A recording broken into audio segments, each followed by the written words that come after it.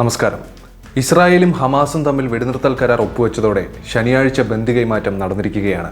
ഇതോടെ ഇരു രാജ്യങ്ങളും തമ്മിൽ സമാധാനം നിലനിർത്തുമെന്ന് പ്രതീക്ഷിക്കുന്നു. ഹമാസിന്റെ ഭാഗത്തു നിന്ന് 3 തടവുകാരെയും ഇസ്രായേലിന്റെ ഭാഗത്തു നിന്ന് 100-ലധികം പേരെ വിട്ടയച്ചതായാണ് റിപ്പോർട്ട്. ഇസ്രായേൽ ആദ്യം പലസ്തീന്റെ ഭാഗമായിരുന്നു. പിന്നീട് അവർ അതിനെ കൈവശപ്പെടുത്തി. നിലവിൽ പലസ്തീൻ എന്നൊരു രാജ്യം തന്നെ ഇല്ലാതാകുന്ന അവസ്ഥയിലേക്ക് അതിനെ ചുരുക്കിയിരിക്കുകയാണ്. 2023 ഒക്ടോബറിൽ അധിനിവേശത്തിൽ പ്രതിഷേധിച്ച് പലസ്തീൻ ലിബറേഷൻ ഓർഗനൈസേഷൻ ഹമാസ് ഇസ്രയേലിനെതിരെ ആക്രമണം അഴിച്ചുവിടുകയായിരുന്നു. ഇതൊരു വലിയ യുദ്ധത്തിനാണ് തുടക്കമിട്ടത്. ഹമാസിനെ ഇല്ലാതാക്കുമെന്ന് അവകാശപ്പെട്ട് ഇസ്രായേൽ ഈ യുദ്ധത്തിൽ 42,000-ലധികം സാധാരണക്കാരെയാണ് കൊന്നൊടുക്കിയത്.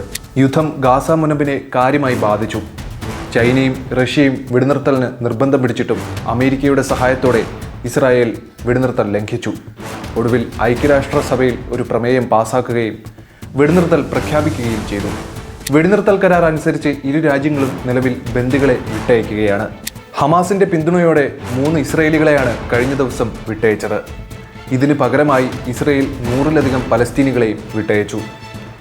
ഈ കാര്യങ്ങളെല്ലാം മാറ്റി നിർത്തിയാൽ മറുവശത്ത് ഞങ്ങൾ ഗാസ വാങ്ങുകയാണെന്ന് പറഞ്ഞുകൊണ്ട് US പ്രസിഡന്റ് ഡൊണാൾഡ് ട്രംപ് ഒരു വിവാദം ഏറ്റെടുത്തിരുന്നു.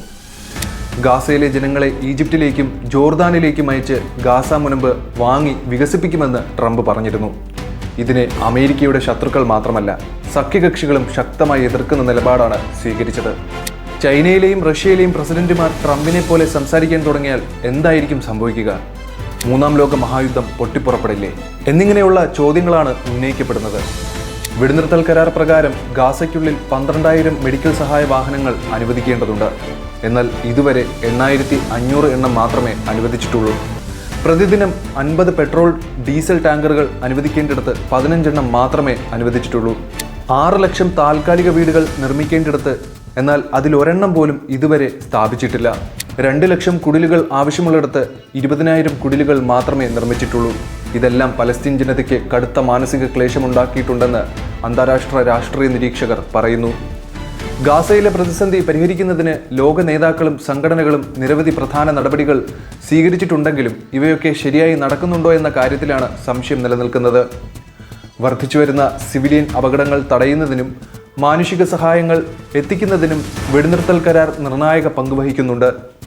കുടിയിറക്കപ്പെട്ടവരുടെ സുരക്ഷിതമായ തിരിച്ചുവരവിനും തകർന്ന അടിസ്ഥാന സൗകര്യങ്ങളുടെ പുനർനിർമ്മാണത്തിനും ഇത് അനുവദിക്കും.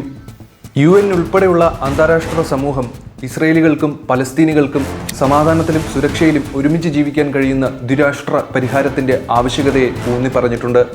സുരക്ഷിതവും അംഗീകൃതവുമായ ഇസ്രായേൽ രാഷ്ട്രത്തോടൊപ്പം ഒരു സ്വതന്ത്ര പലസ്തീൻ രാഷ്ട്രം സ്ഥാപിക്കുന്നതും ഇതിൽ ഉൾപ്പെടുന്നു.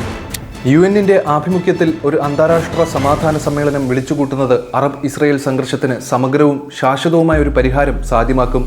സംഘർഷത്തിന്റെ മൂലകാരണങ്ങൾ പരിഹരിക്കുന്നതിനും നിർണായകവും സുസ്ഥിരവുമായ സമാധാനത്തിനായി പ്രവർത്തിക്കുന്നതിനും ഈ സമ്മേളനം കൊണ്ട് സാധ്യമാക്കും.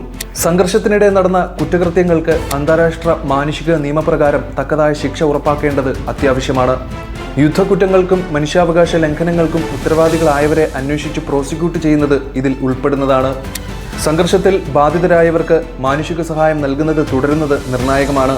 UN-ന്റെ ദുരിതാശ്വാസ works engines for Palestine refugees in the near east പോലുള്ള സംഘടനകളുടെയും ഗാസയിൽ പ്രവർത്തിക്കുന്ന മറ്റു മാനുഷിക ഗ്രൂപ്പുകളെയും പിന്തുണയ്ക്കുന്നതും ഇതിൽ ഉൾപ്പെടുന്നതാണ്.